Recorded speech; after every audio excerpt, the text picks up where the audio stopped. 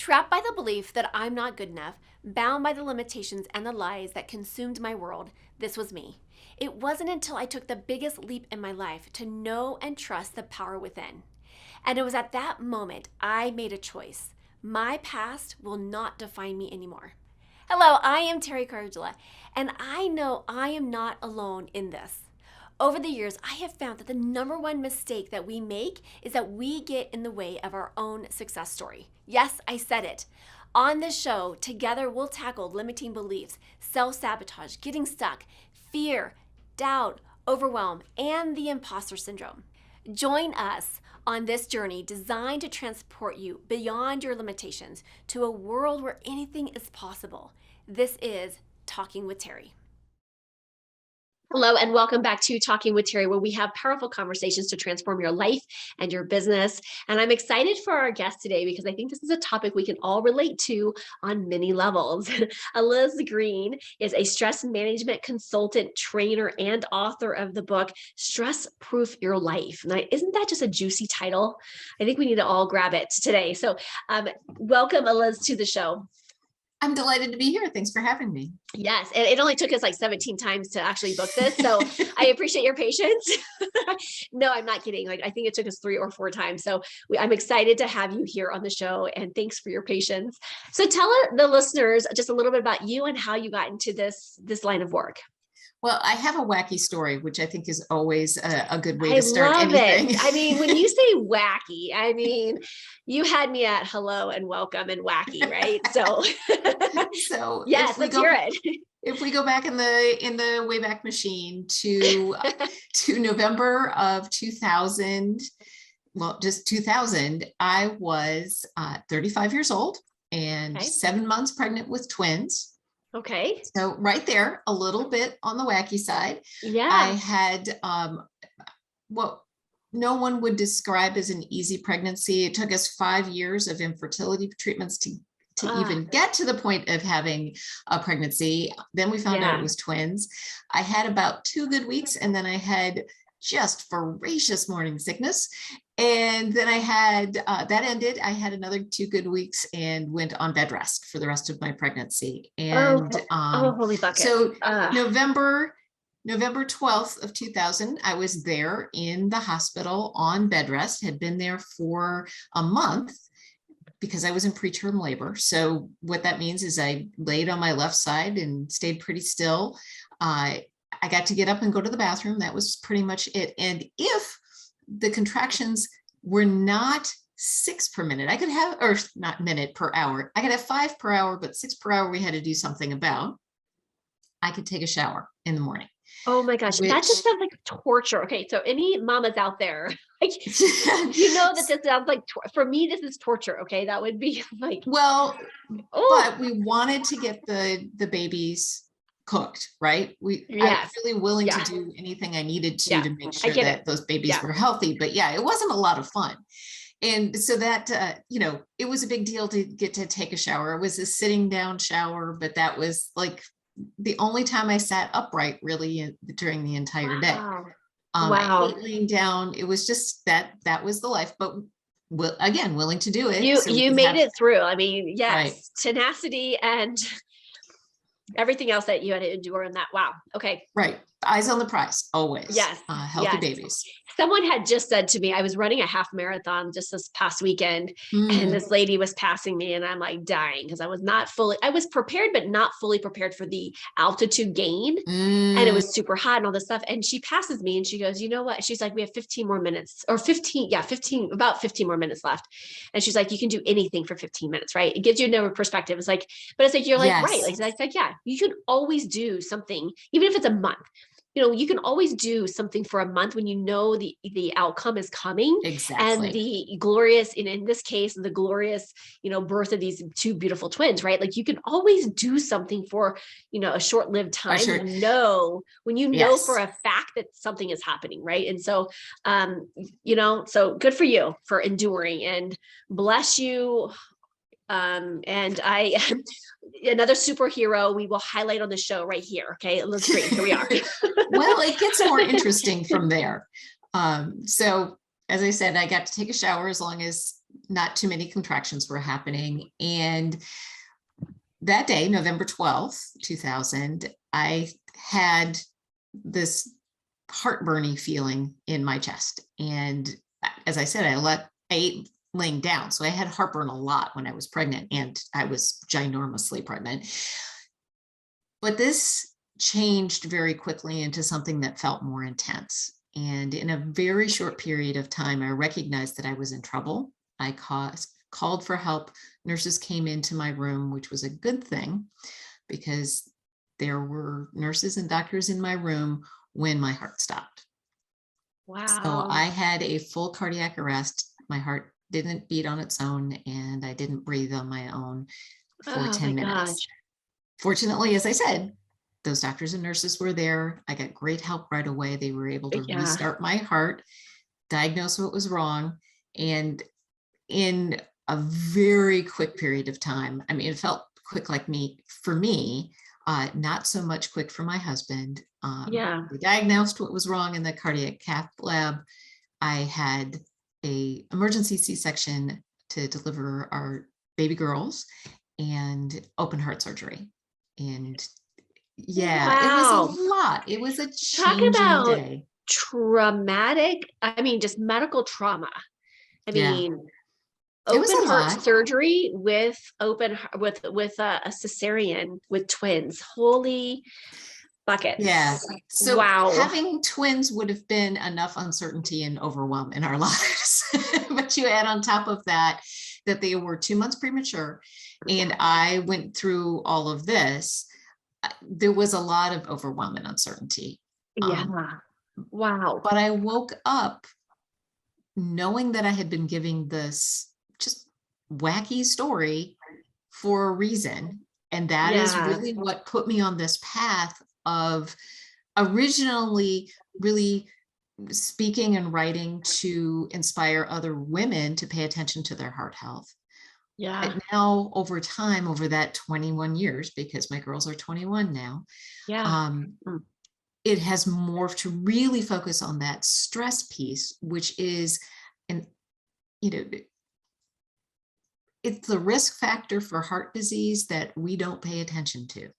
Yeah. And the more we pay attention to it, the better.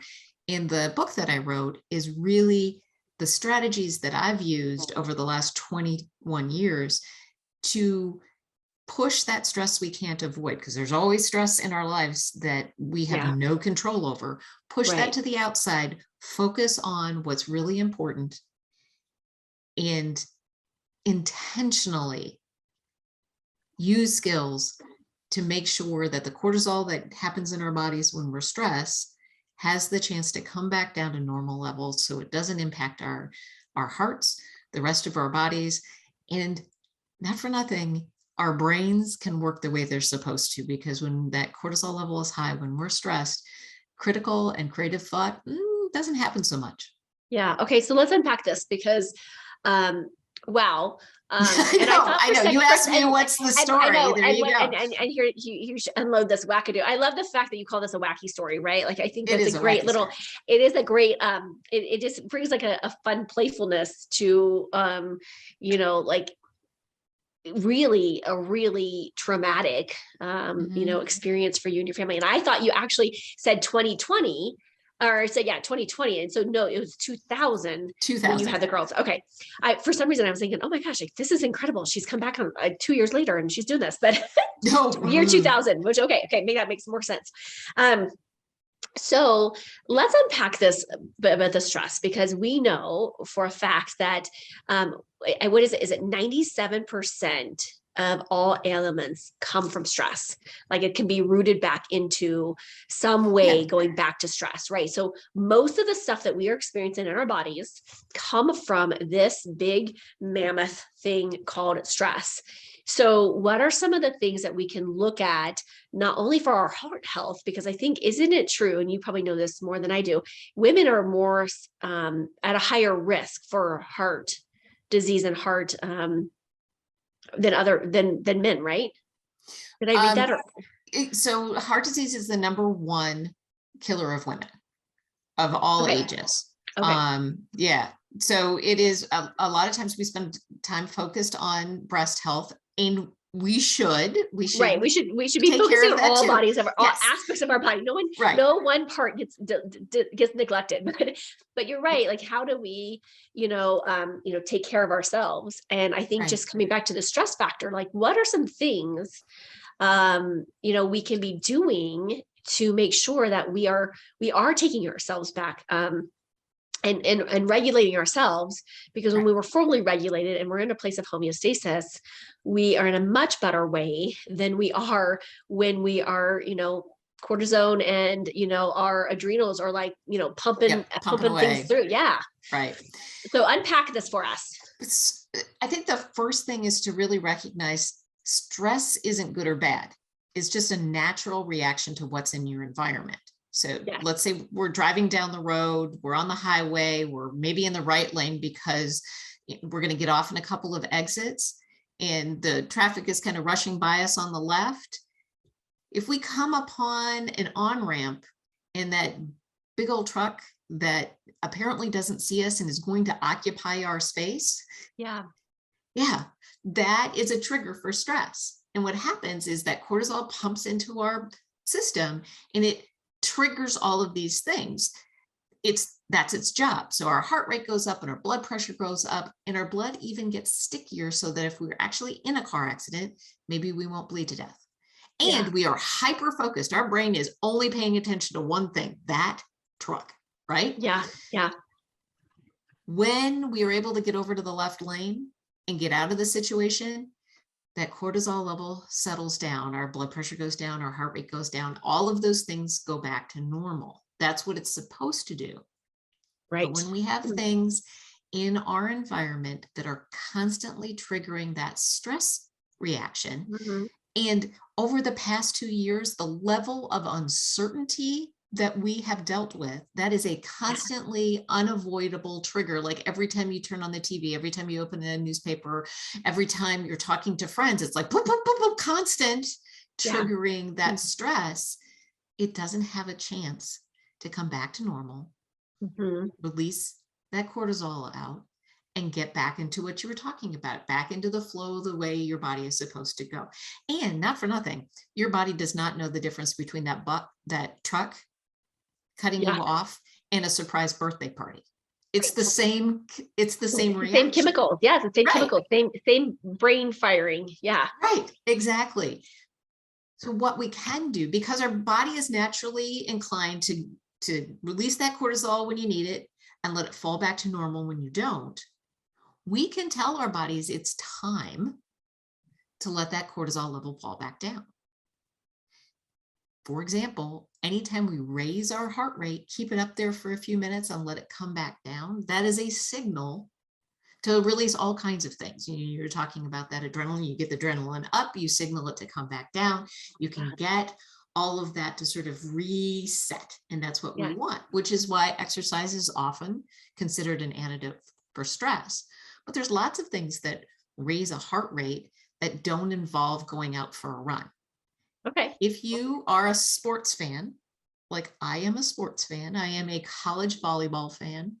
Love it. I am also a proud graduate of the University of Wisconsin, which, if you pay attention to these things, national champion volleyball, NCAA this year. We followed our team down to Ohio for the playoffs. It was great. Now, when I am standing and like screaming my head off as my team is going, yes, my heart rate is high.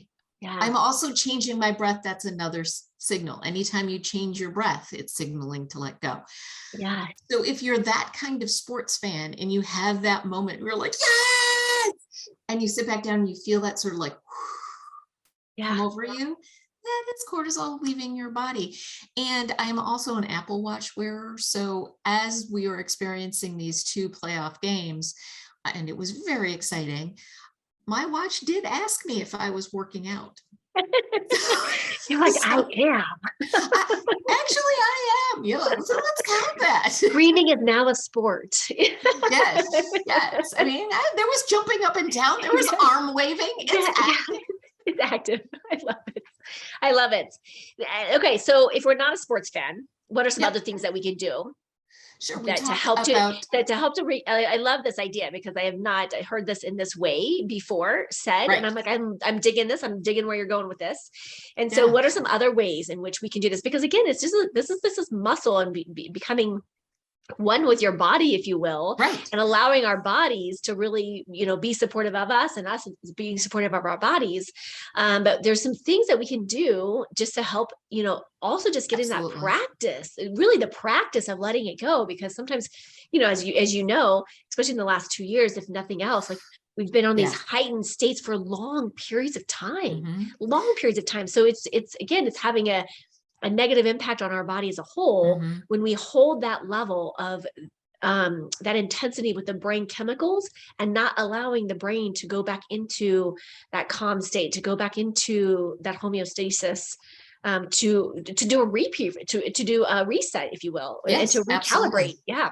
Okay. Well, and we get acclimated. Yes. Right?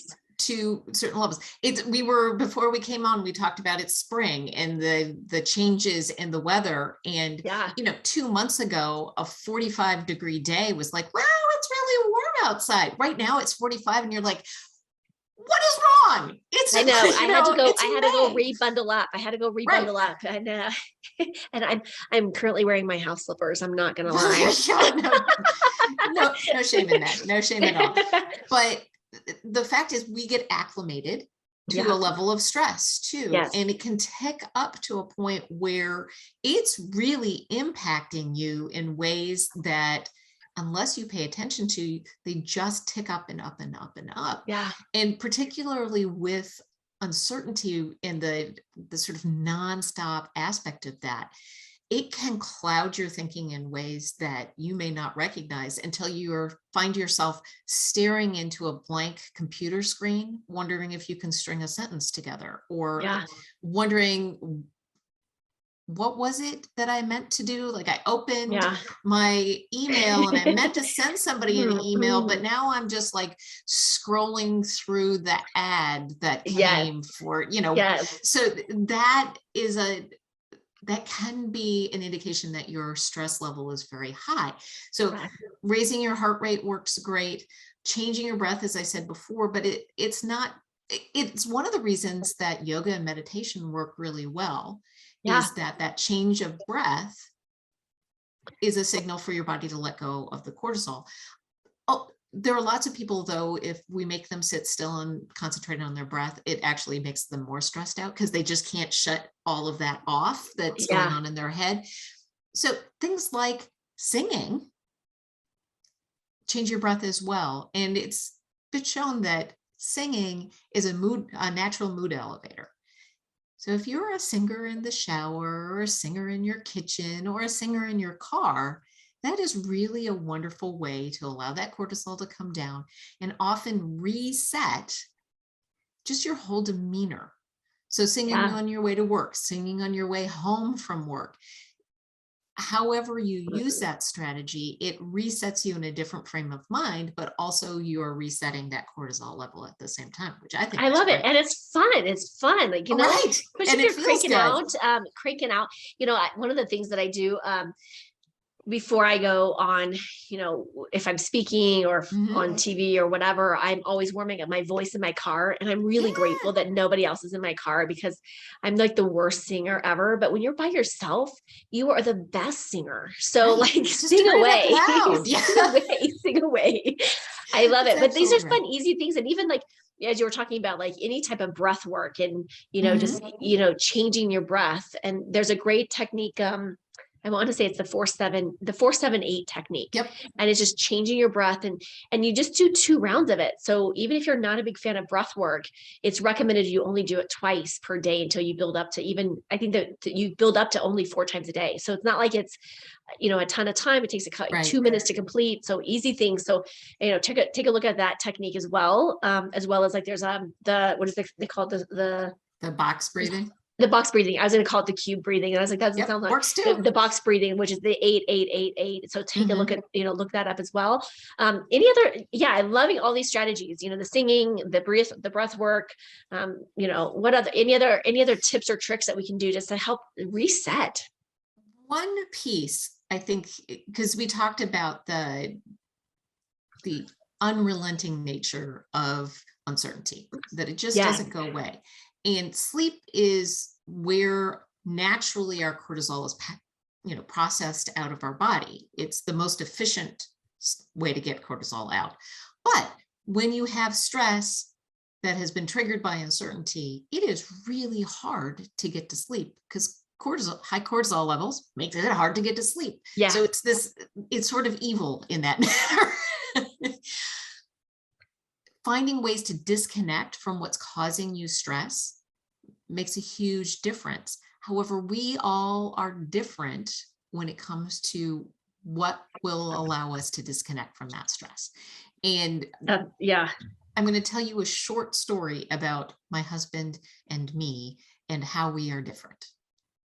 When my husband was 50, we did a special trip for his birthday. He is a scuba diver, but we live in Wisconsin. So most of his scuba diving happens in Lake Michigan, which that bottom of Lake Michigan never really gets above 40 degrees. It is cold. So going somewhere with ocean water that is warm is a big treat. Yeah. We went on this trip to Cozumel, Mexico with two other couples that also died. Which is like the diving EPA, right. epicenter. Yeah. Now, I do not scuba dive. I don't think my cardiologist would agree that that's a good idea. Yeah, probably.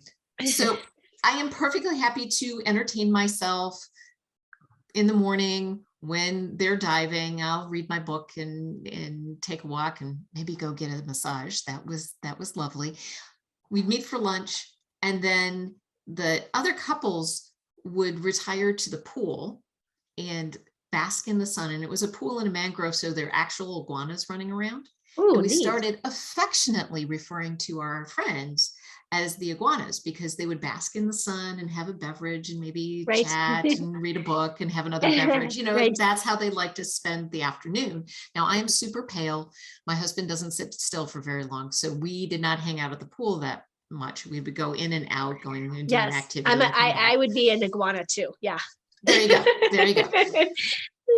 So we were in and out until one of the gentlemen said to my husband, "When are you going to relax? You are go, go, go all the time." And my husband said, "I am relaxed. I'm like a border collie. If I don't have something to do, I start chewing on things." And those moments in a relationship where you think to yourself, "Oh, yeah, that makes a lot of sense." He isn't chewing on things in the manner of like a border collie chews on the furniture. Yeah. He is chewing on things in his mind. What was that project that he delegated going to be done the right way, or what's going to be waiting in his inbox for him? He can't disconnect from that unless he is fully occupied. Yeah. So he is a border collie. He needs to be occupied in order to disconnect. I am more on the iguana side. I enjoy that quiet contemplative time. Yeah. And so one's not better than the other. We just need different things.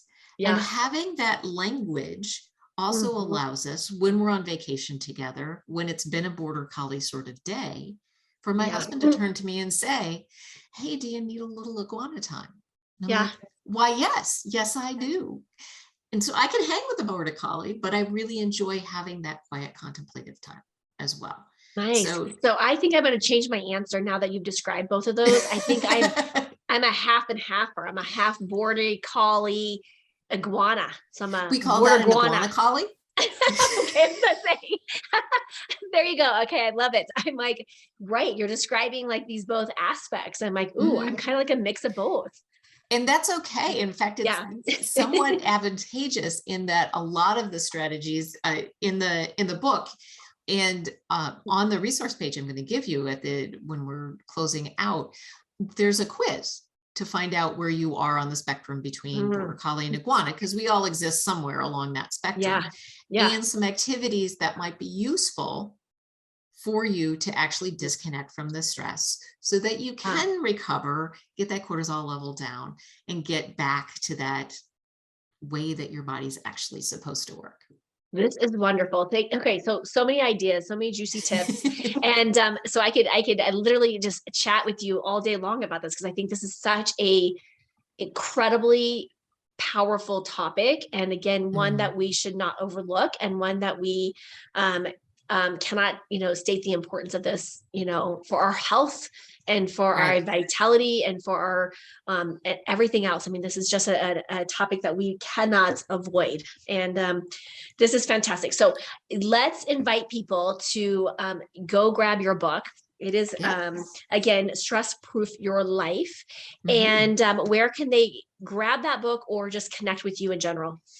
The best place to go, because there are several free resources there, is stressproofnow.com. Stressproofnow.com. I love this, because this could save your life. It could. And that was a little dramatic, wasn't it?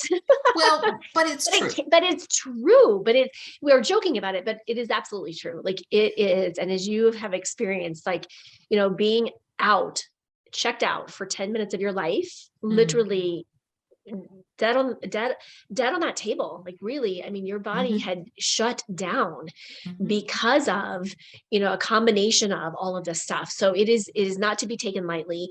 And there's things that we can do to be proactive in really setting ourselves up for success, from this point of view of, taking care of our body and our health. And a great mentor of mine once said, because I was at the I was full on border collie, where I was just like constant go, but I never really allowed myself to really fully just disconnect. And he says to me, and it was really powerful, he says, Teri, he's like, you can keep running at this pace and you can try to outrun whatever you're trying to outrun. But here's the reality. You are nothing without your body. And if you take your body for granted, you take your life and your ability to be in this body for granted, you're not going to have a body for it to continue forward. And I was like, yeah, you're right. I've got to figure out a better way of being, because this 1000% go, metal, the pedal to the metal kind of lifestyle is not what's going to keep me here having the impact and the legacy that I would like to live. So this is important to take care of your health, and take care of our stress levels. Absolutely. And the book is really the strategies and the skills that I've used over the 21 years to protect my own health and my quality of life and my performance, and what I've used with clients and audiences over that period of time too. And stress management isn't a soft skill. It's a hard skill. There are things that we can do that are skill-based in order to let our bodies get back to the way that they're supposed to work. Yeah. Well, this has been absolutely delightful. Thank you for all your genius today. Again, let's throw out that website one more time for people.